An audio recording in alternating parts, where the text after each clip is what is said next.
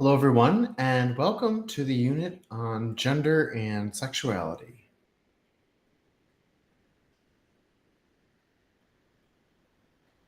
So in this unit, one of the main goals that I have for you is to be able to distinguish between sex, gender, and sexuality. What is the difference between these three things?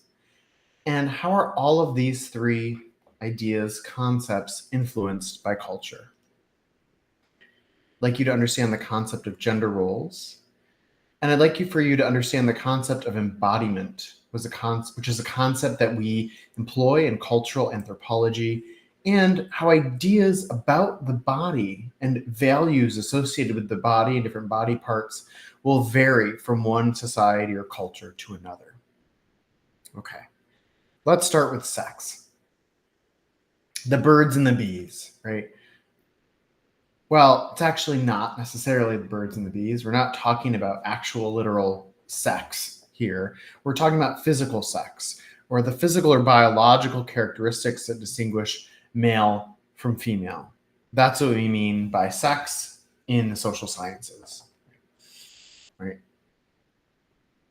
Male versus female.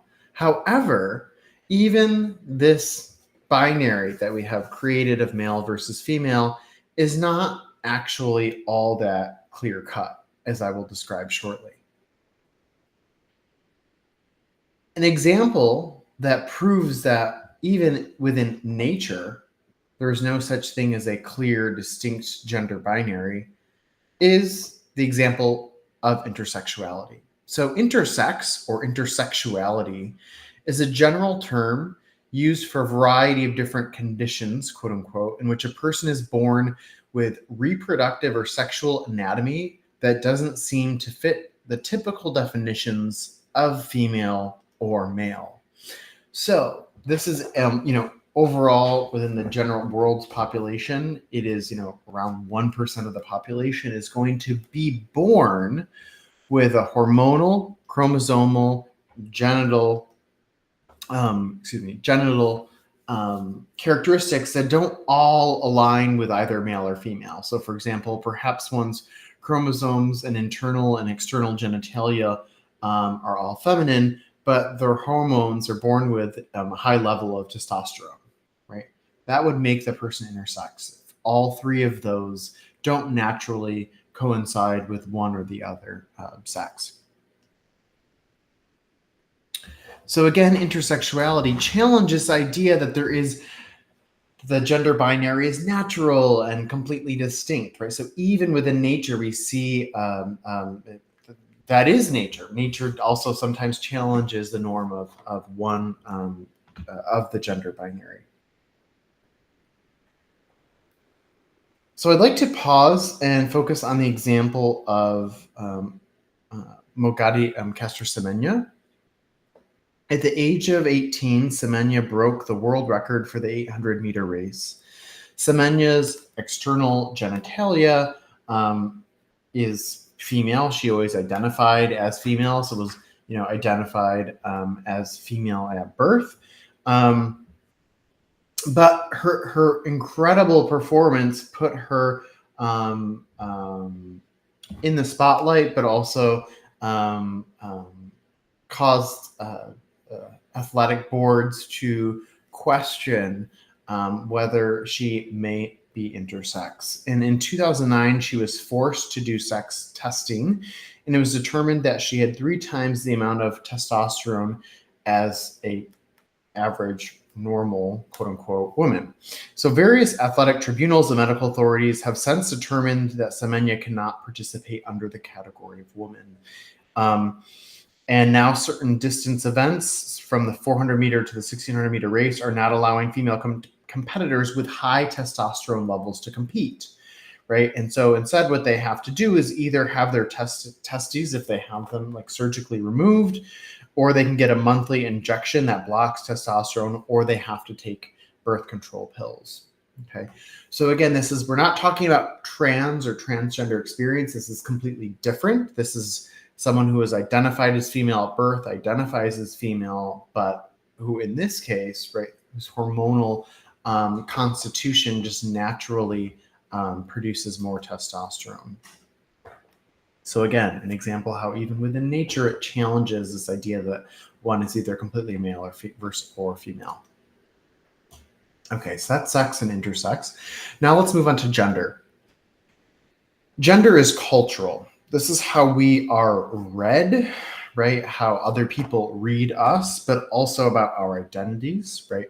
These are the cultural attributes attributed to masculinity and femininity, right? So historically, generally in the West, we have two genders, male or female, and of course, individuals who will challenge that gender binary through their identity or gender expression. But know that in some cultures, in Indonesia, for example, there have long been 5 genders. So the ideas about gender can vary quite dramatically from one society to another. And even ideas about what constitutes masculinity or femininity can vary drastically from one culture to another. So there's variance from one culture to another, but also within a single culture over time. Right? Ideas about gender can change over time. Again, it's not just about identity, it's also about how people read you within your culture, across cultures, right? So gender roles are the tasks and roles that society gives to different genders. What do you think drag queens can teach us about gender roles? What might drag queens teach us about gender roles? Well, in a sense, I think they can teach us that gender roles are socially constructed, right?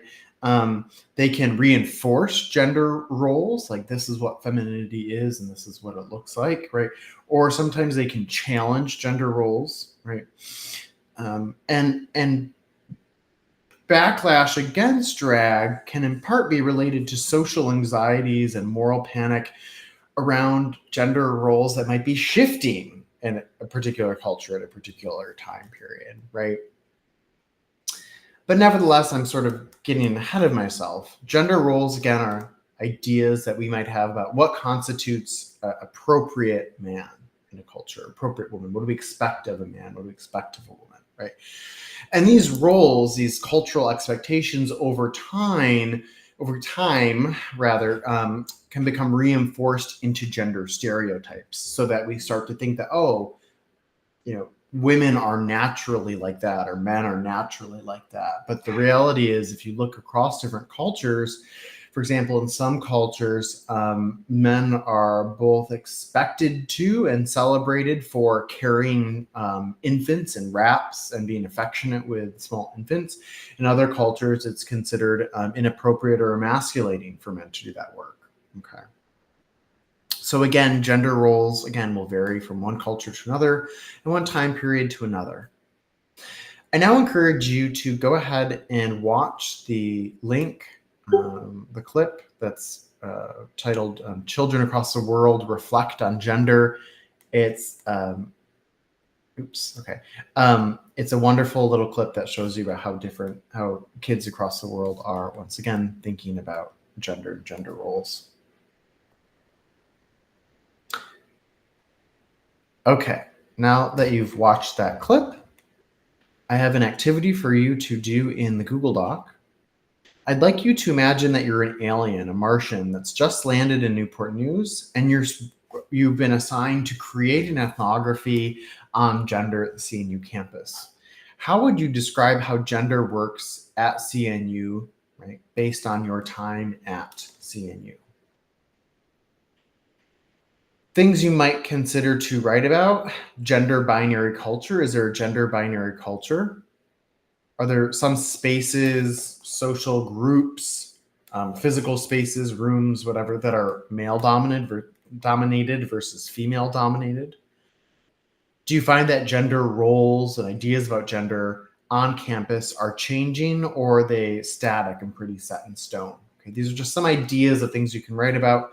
Again, as usual, please write a short paragraph, include some level of detail in which you, again, describe how gender works at CNU from a Martian's perspective. After you've completed that assignment, please continue on to the next video.